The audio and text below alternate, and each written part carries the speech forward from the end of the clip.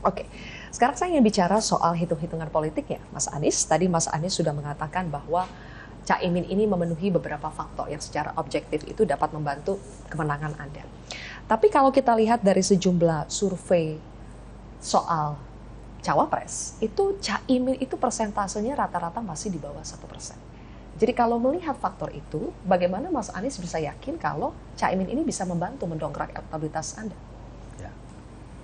Jadi saya melihat basis dukungan di Jawa Timur mudah-mudahan bisa menjadi salah satu pendongkrak yang signifikan.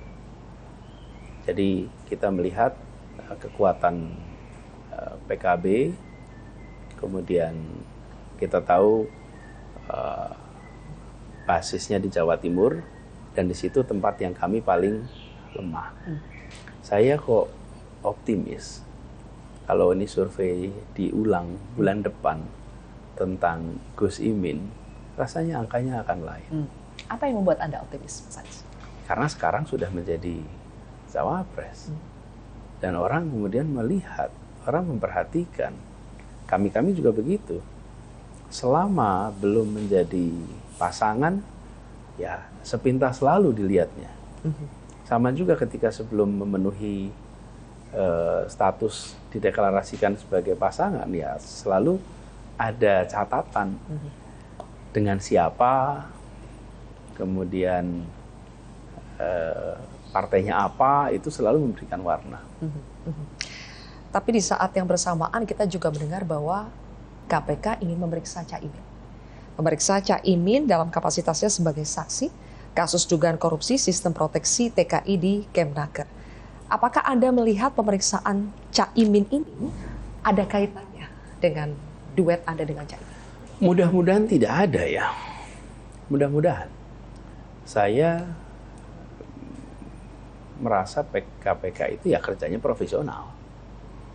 Dan ketika KPK sedang melakukan proses penyidikan atau penyelidikan, ya tentu dikerjakan dengan profesional. Jadi saya berharap memang tidak ada unsur politik di situ. Dan mudah-mudahan harapan saya benar. Tapi Mas Anies, apakah sampai hari ini Anda masih merasakan ada pihak yang ingin menjegal Anda untuk bisa maju? Kalaupun ada, terus kenapa gitu? Ya ini kan, kenapa maksudnya, ya dalam politik banyak yang berusaha untuk menghalangi jangan sampai maju, jangan sampai bisa, itu akan selalu ada kok. Nggak usah cengeng, jangan merasa, wah kok jadi begini, itu dihadapin aja. Itu normal, bukan hal yang aneh, dan tidak usah mengiba-iba gitu, biasa saja. Makanya saya sering katakan jadilah pemberani, karena rute yang kami jalani ini rute yang memang banyak tantangannya. Dan kalaupun itu ada, hadapi. Hal yang dalam kendali kita usahakan untuk bisa terkendali. Hal yang di luar kendali kita doakan supaya Tuhan membantu untuk mencarikan jalannya. Termasuk tantangan Mas Anies ketika Caimin mulai dipanggil oleh KPK, sudah banyak yang berspekulasi. Bagaimana kalau nantinya status Caimin berubah, lalu nanti perahunya tidak jadi berlayar lagi? Mas Anies juga memikirkan risiko itu? Saya rasa tidak. Saya optimis bahwa Caimin atau Gus Imin itu akan baik-baik saja. Dan saya percaya KPK akan menjalankan tugasnya dengan profesional. Jadi berpikiran positif saja ya, Mas Anies. Oke.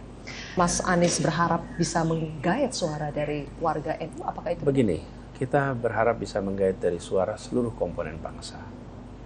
Kita fokus kepada mengubah agar kehidupan keluarga-keluarga di Indonesia ini lebih baik.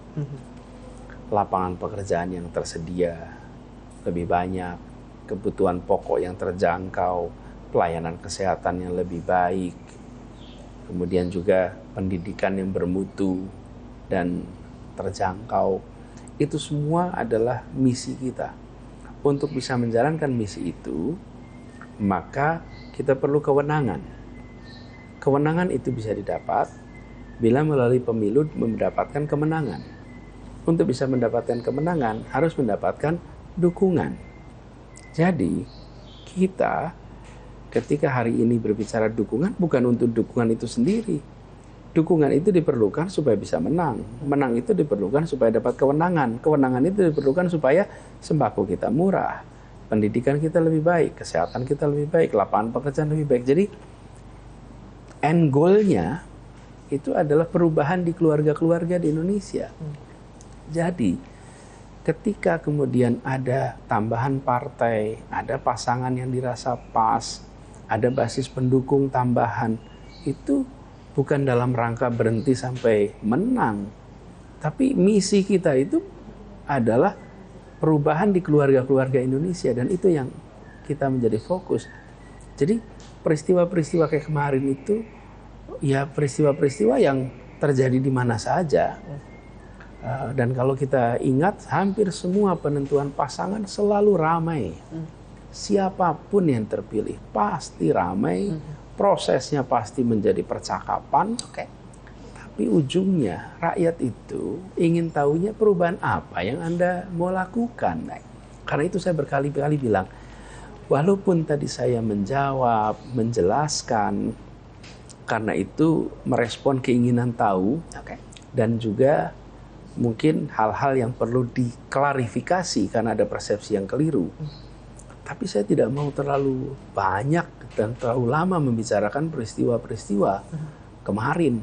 Karena urusan kita ini adalah tentang keluarga-keluarga seluruh Indonesia. Dan bila kita tengoknya ke depan, wah banyak hal yang bisa kita kerjakan. Satu klarifikasi terakhir yang ingin saya sampaikan, Mas Anies, soal PKS. PKS sudah menyatakan mendukung Mas Anies sebagai capres. Tapi bagaimana sikap PKS soal kehadiran PKB dalam koalisi? Ya, jadi PKS sudah merespon dengan menyambut baik kedatangan PKB di dalam koalisi perubahan. Kemudian PKS juga secara langsung Bapak Presiden, Pak Ahmad Sayhu, menelpon kepada Pak Muhaimin mengucapkan selamat datang, selamat bergabung. Jadi PKS menyambut baik PKB, menyambut baik kedatangan Pak Muhaimin, tetapi ada proses internal yang harus diselesaikan. Nah, mereka membutuhkan waktu, karena anggota Majelis Syuro-nya itu tidak hanya di Jakarta, ada di seluruh Indonesia. Nah, inilah yang pada waktu hari Sabtu kemarin, PKB dan Nasdem berada di Jawa Timur, Surabaya. Masing-masing partai menyampaikan ini adalah deklarasi mereka. PKS menyambut kedatangan dari Jakarta dan menyatakan beri kami tempo untuk Majelis Syuro-nya bersidang. Terakhir, Mas Anies, kita tahu selama ini tagline Mas Anies itu identik dengan perubahan.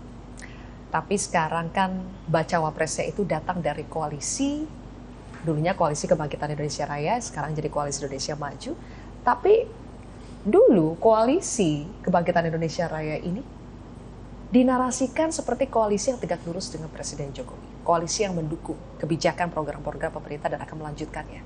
Jadi Mas Anies berpasangan dengan orang yang datang dari koalisi berangkat dari keadaan seperti itu. Apakah yakin bisa senafas membawa perubahan itu? Bahwa perubahan itu sesuatu yang niscaya dan kita semua harus terus-menerus melakukan perubahan. Bila hari ini lebih buruk dari kemarin, kita termasuk orang yang merugi. Apalagi bila besok lebih buruk daripada hari ini. Jadi opsi perubahan itu adalah opsi yang PKB juga senafas, sepandangan. Jadi kami cukup optimis bahwa mereka, teman-teman, itu bukan hanya bergabung dalam artian koalisinya bersama, tapi juga pikiran, gagasan. Apalagi di PKB ini begitu banyak generasi baru yang bisa dibilang relatif energik, muda, sehingga kami optimis bahwa visi soal perubahan itu akan bisa diusung dengan lebih baik. Baik, kalau begitu, terima kasih Mas Anies atas waktunya sudah berbagi bersama kami special interview Metro TV. Terima kasih Mas Anies. Sama-sama. Pemirsa, demikianlah special interview bersama dengan bakal calon presiden Anies Rashid Baswedan. Saya Zilvia Iskandar, mewakili rekan-rekan bertugas mengucapkan terima kasih atas kebersamaan Anda. Sampai jumpa.